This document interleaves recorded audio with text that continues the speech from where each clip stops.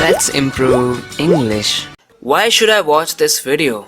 If you're wondering, then let me explain this to you in simple lines why you should watch this video instead of giving a long introduction, probably boring. You should watch this video because you'll learn useful phrases and words in daily life sentences. You'll practice well by trying to translate the sentences that I mention in Hindi. You'll learn how to say certain things in multiple ways. You'll have a great listening practice as you watch the video. क्या तुम मुझे ऐसे सुई चुबोना बंद नहीं करोगे? मतलब यहाँ पर सही में सुई चुबोने से नहीं है, कहने का मतलब है बार बार ऐसी चुभती हुई बात बोलना बंद नहीं करोगे, बार बार मुझे उकसाना बंद नहीं करोगे. इंग्लिश में कह सकते हैं, Will you not stop goading me like that? Will you not stop goading me like that?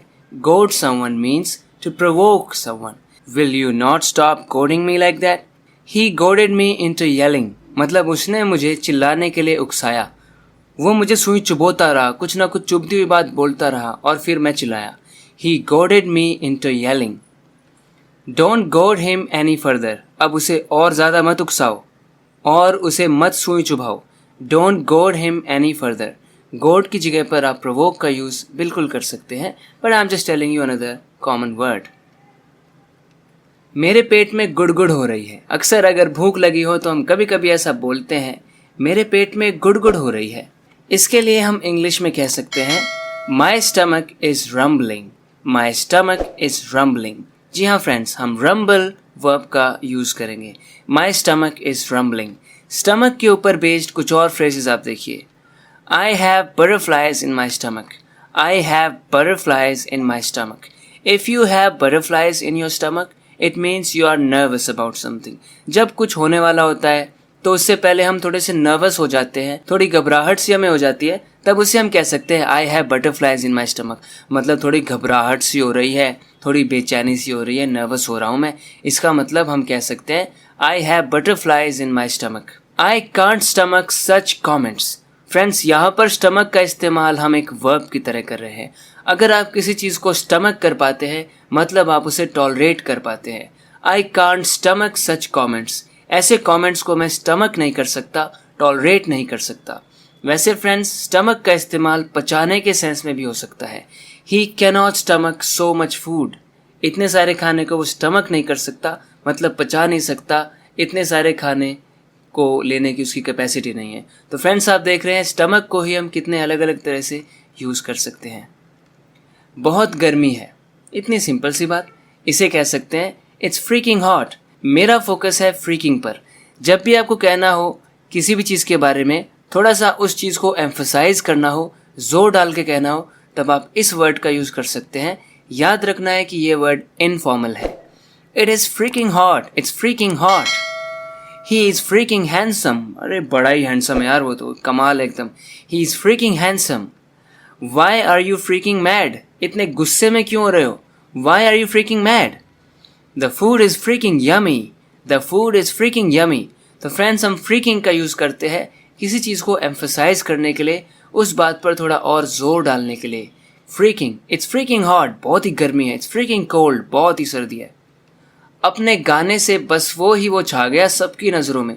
वो छा गया, यानी सब उसी को देखते रहे. इंग्लिश में एक इडियम है जो मैं आपको यहाँ पर सिखाना चाहता हूँ. He stole the show with his song. He stole the show with his song. If you steal the show, it means everybody is praising you, everybody is looking at you, and they are maybe avoiding other people. They are avoiding other people or other performances. They are only interested in you. They are looking at you, praising you. It means you stole the show. He stole the show with his song.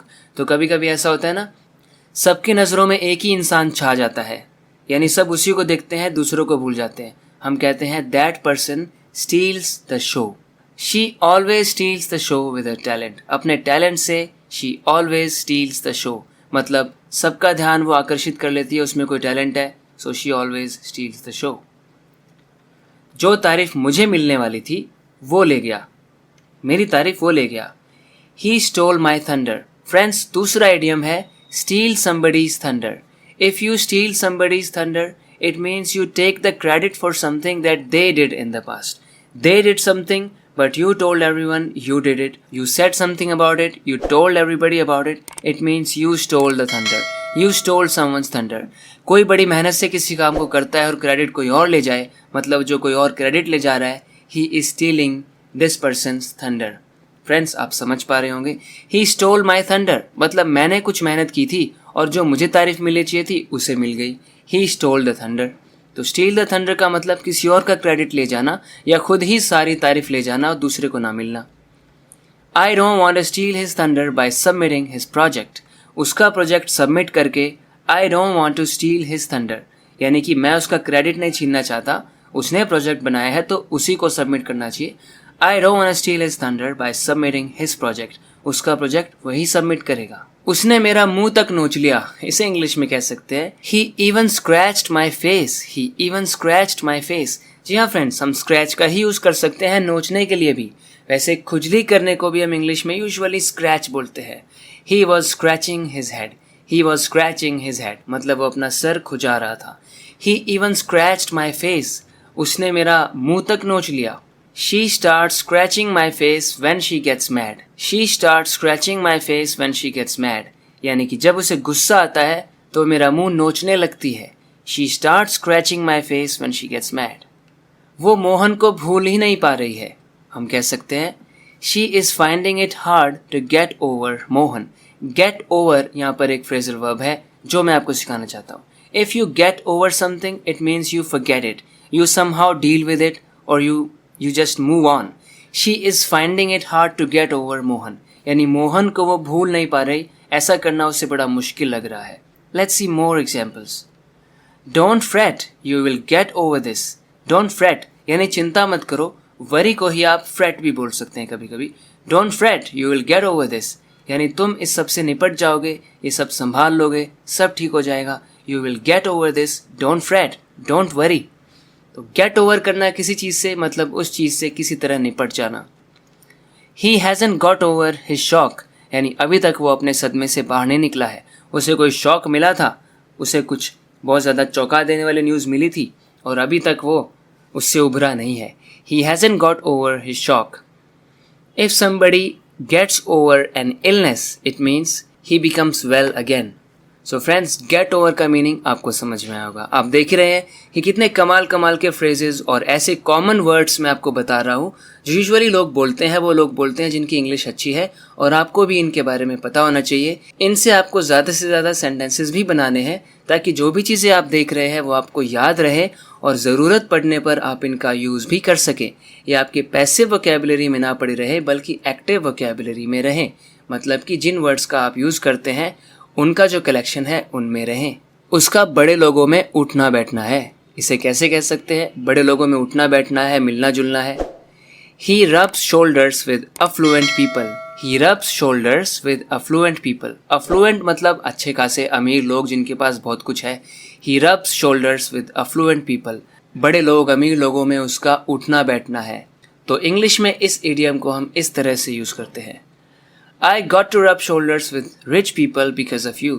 यानी आपकी वजह से मेरा भी ऊंचे लोगों में, अमीर लोगों में उठना बैठना हुआ, उनसे मिलना जुलना हुआ. I got to rub shoulders with rich people because of you.